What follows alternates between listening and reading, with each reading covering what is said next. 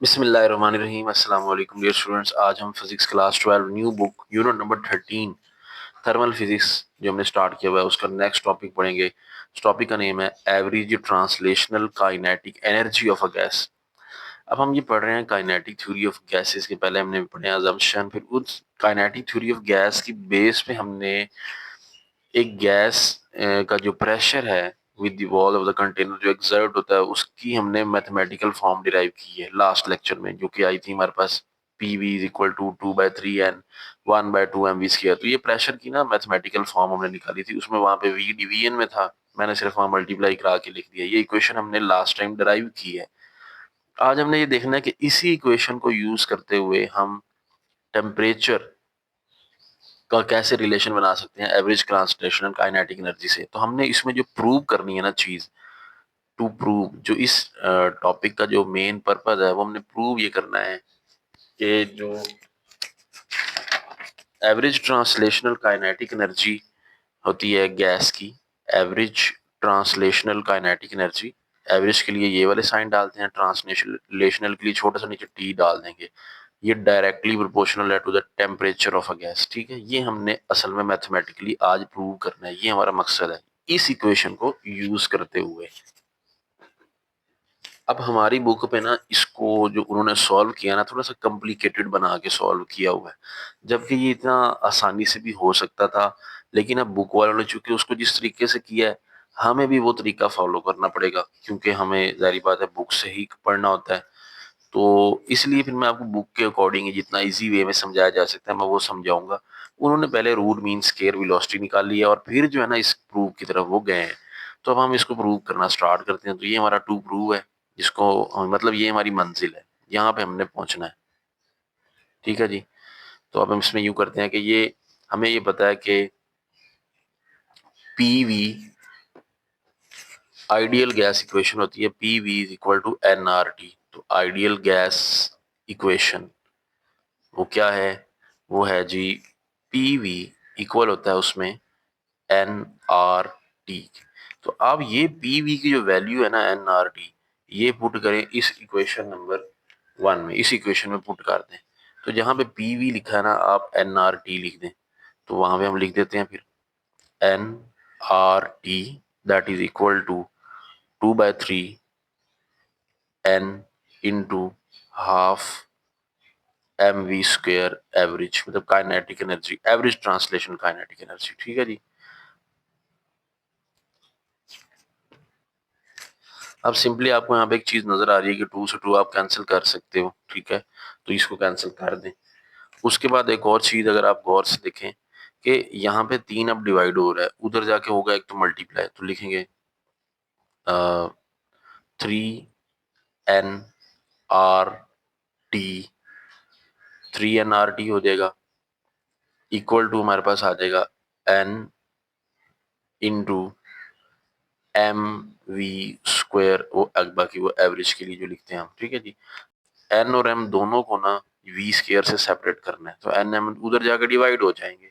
तो हमारे पास इक्वेशन आ जाएगी 3 NRT और डिनोमिनेटर में आ जाएगा capital N into small M, और ये हमारे पास इधर आ जाएगा एवरेज वेलोसिटी का स्क्वायर। अब यहाँ पे एक छोटी सी आपने सब्स्टिट्यूशन ये करनी है कि जो स्मॉल एन है, number of moles of a gas, ये हमारे पास इक्वल होता है number of particles in a gas divided by Avogadro's number. तो ये वैल्यू वैल्यू आपने ना यहाँ पुट करा देनी। तो हमारे पास बन जाएगा, इसको सीधा करके लिख लें, ये एवरेज स्क्वायर वेलोसिटी इस तरफ लिखें, और ये इधर 3 RT पहले लिख लें, 3 RT। अब इस स्मॉल एन की जगह पे हमने ये लिखना है। ठीक है, तो स्मॉल एन की जगह पे लिखेंगे एन, तो डिनोमिनेटर में हमारे पास ये एवोगैड्रोस नंबर आ जाएगा, और साथ में हमारे पास ये आ जाएगा एम, और ये साथ में एन। ठीक है, अब ये वाला एन ये वाला एन कैंसिल करेगा इसको, तो हमारे पास रह जाएगा average square velocity is equal to 3 RT over M into Avogadro's number. ठीक है, अब हमने जो है ना निकालना है रूट मीन स्क्वायर वेलोसिटी। तो रूट मीन स्क्वायर वेलोसिटी हमने पिछले टॉपिक में पढ़ा है अगर हमारे पास एवरेज स्क्वायर वेलोसिटी हो और उसका हम अगर स्क्वायर रूट ले लें तो वो हमें मिल जाती है रूट मीन स्क्वायर वेलोसिटी। दोनों तरफ हम ले लेंगे square root, root mean square velocity निकालने के लिए। तो ये स्क्वायर रूट आ जाएगा, दोनों तरफ स्क्वायर रूट ले लें इधर। तो रूट मीन स्क्वायर वेलोसिटी बनाने के लिए हमने दोनों तरफ क्या ले लिया, स्क्वायर रूट ले लिया। जब एवरेज स्क्वायर वेलोसिटी का जब आप स्क्वायर रूट लेते हो ना तो ये होती है रूट मीन स्क्वायर वेलोसिटी। तो ये रूट मीन स्क्वायर वेलोसिटी बन जाएगी और इक्वल हमारे पास आ जाएगा ये 3RT/MNA और उसके ऊपर स्क्वायर रूट। तो ये हमने रूट मीन स्क्वायर वेलोसिटी का जो है ना रिलेशन पहले डिराइव कर लिया बिल्कुल अकॉर्डिंग टू बुक। अब उसके बाद वो लिखता है कि ना दोबारा कंसीडर करें, री right the pressure equation. Book पे आपको लिखा हुआ नजर आएगा री राइट द प्रेशर इक्वेशन। अब प्रेशर इक्वेशन कौन सी है, ये वाली स्टार्ट वाली। इस इक्वेशन को वो दोबारा री राइट करेगा। तो उसको हम री राइट कर लिया हमने इक्वेशन को, जो हमारी प्रेशर इक्वेशन जो हमने स्टार्ट में लिखी थी इसको री राइट कर लें, इसको इक्वेशन नंबर 1 बना लें। उसके बाद उस तरह आइडियल गैस इक्वेशन में पता क्या होती है, P V is equal to N R T. ठीक है, अब स्मॉल एन किसके इक्वल है, वही उसी तरह सारे स्टेप चलेंगे। Capital N over Avogadro's number, ये वैल्यू यहाँ पुट कर दें तो हमारे पास आ जाएगा जी P V is equal to N over N A R T. ठीक है, अब ये जो हमारे पास इक्वेशन बन रही है ना N R T over N A, अगर हम देखें ना हमें पता है कि बोल्ट्जमैन कांस्टेंट क्या है। बोल्ट्जमैन कांस्टेंट हमारे पास होता है के बी इक्वल होता है R over N A. Universal gas constant को जब हम एवोगैड्रो नंबर से डिवाइड करते हैं ना तो हमारे पास बोल्ट्जमैन कांस्टेंट के इक्वल आता है। तो अब जहां आर ओवर एन ए लिखा है ना आप बोल्ट्जमैन कांस्टेंट लिख सकते हैं। तो हमारे पास आ जाएगा पी वी इक्वल टू ये वाला capital N as it is, R over N A की जगह पे मैं लिख रहा हूँ ये के बी। तो ये आ जाएगा के बी साथ में टी, तो P V is equal to N K B T. अब ये जो वैल्यू है ना P V is equal to N K B T, ये पी वी की वैल्यू आपने ना इस इक्वेशन 1 में पुट कर देनी है। आप देखिए इक्वेशन 1 में पी वी का एक्सप्रेशन है तो पी वी की जगह पे ना ये वैल्यू पुट करते हैं। Put in equation number 1, put in equation number 1। Equation number 1 में जब आप इसको पुट कराएंगे तो एन के बी टी हमारे पास आ जाएगा N K B T is equal to 2/3 n ½ mv², साथ में लिख लें 2/3 n इंटू 1/2 mv²। ठीक है, ये हमारे पास बस बन जाएगा। ठीक है, अब ये n मल्टीप्लाई हो रहा है वहां जाकर डिवाइड हो जाएगा तो कट जाएगा, अभी कट कर दें, n को n से कट कर देते हैं। ठीक है, तो हमारे पास ये 3 डिवाइड हो रहा है उधर जाकर मल्टीप्लाई हो जाएगा तो ये बन जाएगा 3 kT। ठीक है, is equal to 2 into average translational kinetic energy. ठीक है, 1/2 mv² average translational kinetic energy. अब ये 2 मल्टीप्लाई हो रहा है वहां जाकर डिवाइड हो जाएगा तो हमारे पास आ जाएगा 3 kBT divided by 2 is equal to average translational kinetic energy. तो अब 1/2 mv² क्या है जी, एवरेज ट्रांसलेशनल काइनेटिक एनर्जी है, तो इसलिए अब के डॉट ही लिख देंगे। बाकी साथ में वही 1/2 mv² की जगह हम के डॉट ही काइनेटिक एनर्जी लिख देंगे क्योंकि काइनेटिक एनर्जी का फार्मूला है और साथ में ये एवरेज और इक्वल हमारे पास किसके आई है, अब देखिए 3/2 बोल्ट्जमैन कांस्टेंट इनटू टी। अब यहाँ पे देखिए यहाँ पे 3/2 भी कांस्टेंट है, ये बोल्ट्जमैन ये भी कांस्टेंट है। बोल्ट्जमैन कांस्टेंट है ना ये, तो ये भी कांस्टेंट ही काउंट होगा ना। तो आप लिख सकते हो कि जो एवरेज ट्रांसलेशनल काइनेटिक एनर्जी है वो डायरेक्टली प्रोपोर्शनल है to the absolute temperature of a gas. ठीक है, अब ये जो गैस के मॉलिक्यूल्स कंटेनर में थे उनकी जो ट्रांसलेशनल काइनेटिक एनर्जी है वो टेम्परेचर के डायरेक्टली प्रोपोर्शनल है। मतलब टेम्परेचर जितना आप गैस का बढ़ाओगे गैस के पार्टिकल्स की ट्रांसलेशनल काइनेटिक एनर्जी उतनी ही ज्यादा बढ़ जाएगी। ट्रांसलेशनल का क्या मतलब होता है, जब कोई ऑब्जेक्ट या कोई गैस पार्टिकल है, कोई मोनोएटॉमिक गैस पार्टिकल है वो स्ट्रेट लाइन में मूव कर रहा है तो उसके लिए हम वर्ड जो यूज करते हैं ना उसकी वो कौन सी एनर्जी होती है, वो होती है ट्रांसलेशनल काइनेटिक एनर्जी। क्योंकि जब वो मूव कर रहा है तो उसका मतलब है उसमें मोशन है और मोशन की वजह से जो एनर्जी होती है वो होती है काइनेटिक एनर्जी। अब वो चूंकि स्ट्रेट लाइन में मूव कर रहा है तो ट्रांसलेशनल काइनेटिक एनर्जी। तो गैस के पार्टिकल्स की ट्रांसलेशनल काइनेटिक एनर्जी टेम्परेचर के डायरेक्टली प्रोपोर्शनल है। जितना आप टेम्परेचर बढ़ाओगे उतनी गैस के पार्टिकल्स की ट्रांसलेशनल काइनेटिक एनर्जी बढ़ जाएगी। उसके बाद लास्ट में ना इसी कुछ डेली लाइफ एग्जांपल्स दी गई हैं काइनेटिक थ्योरी ऑफ गैसेस की। ये जो हमने काइनेटिक थ्योरी ऑफ गैसेस पढ़ी है, इसकी डेली लाइफ में कहाँ कहाँ एग्जांपल है।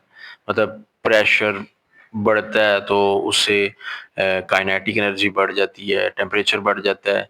इसके अलावा हमने ये देखा कि गैस का जो प्रेशर है वो नंबर ऑफ मॉलिक्यूल्स की वजह से होता है। नंबर ऑफ मॉलिक्यूल्स अगर गैस के बढ़ जाएं तो प्रेशर बढ़ जाता है। तो इन चीज़ों का डेली लाइफ में क्या है रोल, ये बताना है हमने इसमें। तो ये एक शॉर्ट क्वेश्चन है, ठीक है।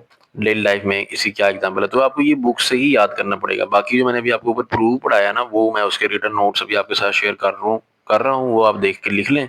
ये आपने बुक से ही तैयार करना है। 2 एग्जांपल हैं, ठीक है। वो कौन-कौन सी हैं? Example from daily life are popcorn and pressure in a tyre. Popcorn और प्रेशर इन अ टायर। अब ये पॉपकॉर्न क्या होता है? ये मकई का भुना हुआ दाना हो जिससे फुल्ले बनते हैं। ये साइड पे बना भी हुआ है, शक्ल बनी हुई है, आपको नजर भी आ रही है, ठीक है। अब ये कैसे वर्किंग होती है, इसकी काइनेटिक थ्योरी का रोल यहाँ पे कैसे है?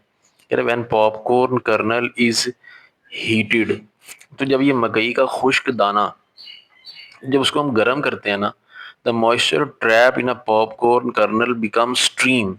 एक्चुअली ये होता ही है कि ये जो पॉपकॉर्न होता है ना, इसके अंदर ना 2 चीजें होती हैं, स्टार्च और वाटर। जब हम इसको गर्म करते हैं ना, देखिए वो फुल्ले बनाने वाला जो होता है ना, उसको गर्म कर रहा होता है। अब गर्म करने से क्या होता है, वो जो अंदर पॉपकॉर्न के अंदर पानी ट्रैप हुआ हुआ ना, वो इवेपोरेट हो जाता है, ठीक है, स्ट्रीम बन जाता है, जिसकी वजह से वहां पे प्रेशर हाई हो जाता है। अब जिसकी वजह से ना वो प्रेशर बढ़ने की वजह से वो चीज़ जो हमने पढ़ा हुआ फट जाती है। तो वो जिसकी वजह से ना वो फटेगा। अब फटेगा तो उसके अंदर जो स्टार्च है ना, वो हीट की वजह से ना वो पिघली हुई शक्ल में होता है, ठीक है, वो पिघला हुआ होता है, जिसको हम बोलते हैं गिलेटिनियस स्टार्च। मतलब गाढ़ा पिघला हुआ जो है वो दाना होता है उस वक्त मकई का। तो जैसे ही वो प्रेशर हाई होता है ना, जब वो स्ट्रीम बनता है तो हाई प्रेशर होता है। हाई प्रेशर की वजह से वो फटता है, फटने की वजह से वो एक्सपैंड होगा और ठंडा होने पे वो क्या बन जाएगा, एक पॉपकॉर्न बन जाएगा, ठीक है। फिर ऐसे करके वो फुल्ले की शक्ल में बाहर आएगा, जिसको आप फिर फुल्ले खाते हैं। तो आगे वही देखिए, इसको रीड दोबारा कर लेते हैं। When a popcorn kernel is heated, जब आप उसको हीट करते हैं तो इससे क्या होता है, moisture trapped in the popcorn kernel become stream. तो उसके अंदर जो पॉपकॉर्न के अंदर वाटर होता है ना, वो स्ट्रीम बन जाता है। The pressure in the kernel is increase, जिसकी वजह से प्रेशर बढ़ जाता है। And it ruptures the corn, जिसकी वजह से जो है ना वो उसको प्रेशर बढ़ने की वजह से वो फट जाता है, तबाह हो जाता है, ठीक है। यहाँ रप्चर्स का मतलब फट जाना या टूट जाना, ठीक है। जब वो रप्चर होगा, कॉर्न कवर, उसका जो कवर है वो फट जाएगा, रिलीजिंग द गिलेटिनियस स्टार्च। तो फिर जो हमें गाढ़ा जो है ना वो स्टार्च मिलेगा, ठीक है। इट बिकम सॉलिड, तो फिर वो ठंडा होने पे क्या हो जाएगा, आफ्टर कूलिंग वो सॉलिड बन जाएगा और फुल्ले की शक्ल में हमें मिल जाएगा। तो ये इस तरह करके इसका प्रोसीजर चलता है। ये आपको याद करना पड़ेगा, ये शॉर्ट क्वेश्चन में आ सकता है। How the kinetic theory of a gas is used in popcorn, ऐसे भी आ सकता है। या write down the real life examples of kinetic theory of gases, ऐसे भी वो दे सकते हैं। दोनों तरह के उससे वो क्वेश्चन पूछ सकते हैं। अब दूसरा जो है, pressure in a tyre of a car. Car का जो टायर होता है उसके अंदर जब प्रेशर इंक्रीज होता है तो फिर कैसे वो वर्क करती है, गाड़ी कैसे आगे चलती है। When air is pumped into the tyre of a car, जब हम गाड़ी के टायर में हवा भरवाते हैं, उससे क्या होता है, the number of air molecule increases with raises the pressure inside the tyre, जिसकी वजह से अब जब हवा हमने एंटर करवाई है तो जाहिर बात है हवा एक गैस है, तो गैस बढ़ेगी, गैस के मॉलिक्यूल्स बढ़ जाएंगे। तो जब गैस के मॉलिक्यूल बढ़ जाएंगे ना तो प्रेशर बढ़ जाएगा, क्योंकि ज्यादा क्लूजन होगा। We know that more molecule result in a frequent molecular collision with the tires wall due to the limited volume। जब हवा बढ़ेगी, गैस मॉलिक्यूल में इजाफा होगा, गैस मॉलिक्यूल में इजाफा होगा तो क्लूजन जो है वो बढ़ेगा, क्योंकि वॉल्यूम तो कम ही है ना। वॉल्यूम कम होने की वजह से जब गैस पार्टिकल इतने ज्यादा हो जाएंगे तो उनको रास्ता तो मिलेगा नहीं, जगह तो मिलेगी नहीं, वो कोलाइड ज्यादा करेंगे। अब क्लूजन की वजह से ज्यादा होने की वजह से प्रेशर बढ़ जाएगा, ठीक है। The pressure give the tyre its hardness and bear the car's weight. तो जो प्रेशर बढ़ेगा ना वो हार्डनेस टायर की जो है उसको बढ़ा देगा, जिसकी वजह से कार का जो है वो वजन बर्दाश्त करने के काबिल हो जाएगा टायर, और फिर गाड़ी जो है वो चलती जाएगी। वो डिफॉल्ट मतलब खराब नहीं होगी, मतलब बिल्कुल सीधी सीधी चलती जाएगी, कोई प्रॉब्लम नहीं करेगी गाड़ी। तो ये था जी topic, kinetic theory of gas complete हो गया, इसकी डेली लाइफ एग्जांपल भी देखिए, आज टेम्परेचर का रिलेशन भी ड्राइव कर लिया। तो अब आप इस टॉपिक का रिटन लेक्चर देख लें, इसको लिखना कैसे है।